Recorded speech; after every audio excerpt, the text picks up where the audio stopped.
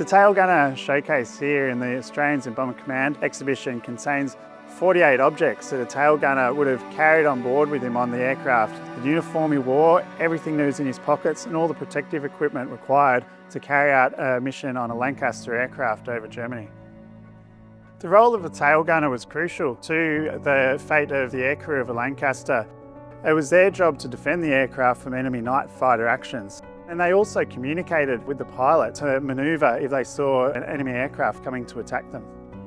He worked in a very tight, confined space at the back of the aircraft, a very lonely position, and you'd be sitting there for up to 8 hours, maybe even as long as 10 hours on some missions, in freezing conditions up to minus 30 degrees Celsius or lower.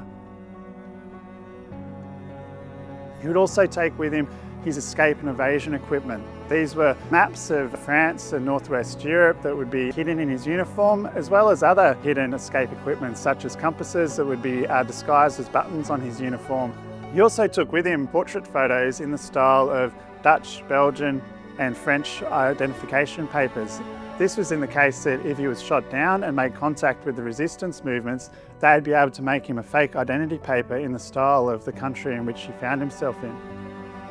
Of the some 7,000 Lancaster bombers that were manufactured, 3,500 of them were shot down in operations. It shows you how dangerous it was serving and flying operations in Bomber Command.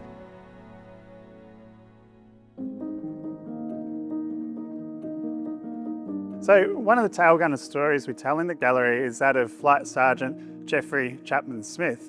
Chapman Smith was a tail gunner in a Lancaster aircraft that became under attack from night fighters, and he was badly wounded. In fact, his foot was partly severed. But despite his horrific injuries, he stayed at his post defending the aircraft for hours on the return journey to England. When they landed, he had to be cut out at the back of the aircraft using fire axes, and his leg was eventually amputated.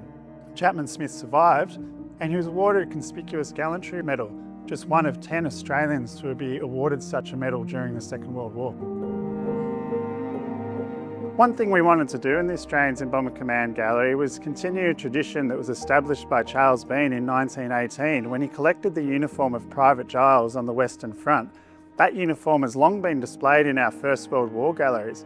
What we wanted to do was to put together an entire kit and equipment of airmen from Bomber Command in the Second World War, and we chose the tail gunner.